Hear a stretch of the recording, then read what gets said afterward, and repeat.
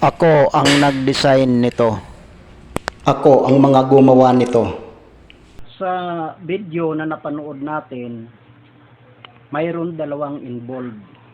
Yung pag-uusapan natin, yung nagsasalita, at hindi na natin pag-uusapan yung lamesa na itinuturo ng nagsasalita. Ang sabi nung isa, ako ang nag-design nito. Ang sabi naman nung isa, ako ang gumawa nito. Doon tayo magpupuko sa dalawang yun na salita. Ang bago mabuo ang isang bahay o isang building, ang unang involved dito ay ang architect. Ang architect, siya yung gumuguhit ng plano. Nagsisimula ito sa wala. Sa kanyang masalimuot na imahinasyon o kaisipan, iniisip niya kung ano ang magiging hitsura sa isang building o isang bahay na kanyang iginuguhit. Imagination lang ito ng architect.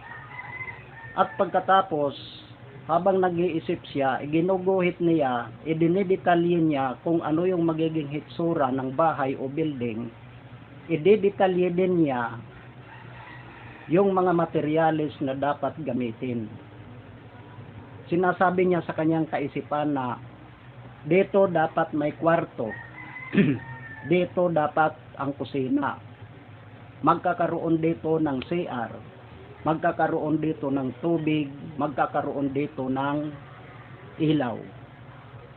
Yon ang architect. Nagsisimula siya sa wala. Siya yung disenyador.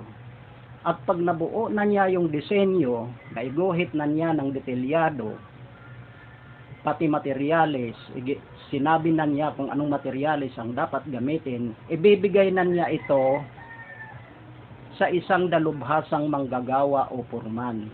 At gagawin naman ito ngayon ng purman at mabubuo na yung isang napakagandang bahay o building. Ano ang gusto nating palabasin dito? Ang buong daigdig na tinitirahan natin ngayon ay napakaganda at ito ay kumpleto.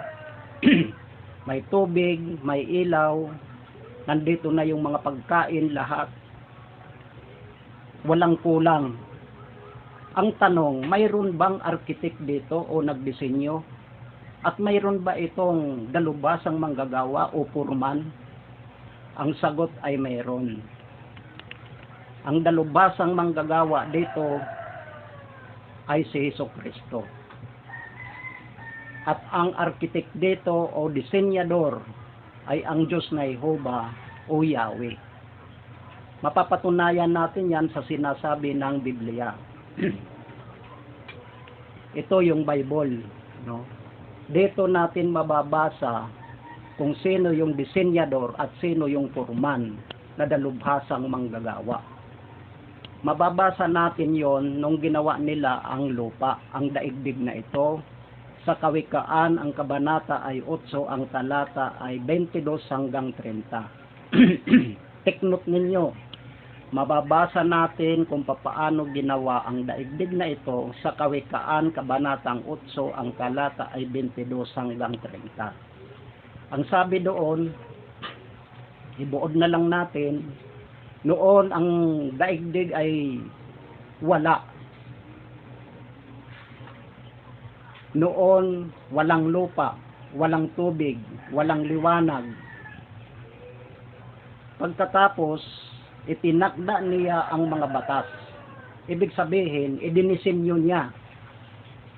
At pagkatapos, ibinigay yung disenyo niya sa kanyang dalubhasang manggagawa o purman, si Jesucristo. Sabi sa mga tekstong yon, kanyang iniutos para hindi sila lumampas sa mga hangganan nito. Gusto niyo ba magbasa tayo ng isang teksto? Basahin natin sa Kawikaan, ang kabanata ay 8, ang talata ay 30. Dito sa Bible na ito, babasahin natin. Ito para sa inyo. 8:30. Ito ang sabi. Noon ay nasa piling niya ako. Oo. Hindi makikita sa video, babasahin ko na lang. Noon ay nasa piling niya ako bilang isang dalubhasang manggagawa. Ay sino ito? Si Jesus ito. Baka sabihin ng iba, wala naman dyan binanggit na si Jesus.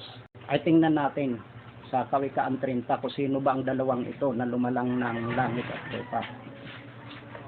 Sa Kawikaan 30 ang talata ay 4, sino ang umakyat sa langit upang siya ay makababa? Sino ang nagtipon ng hangin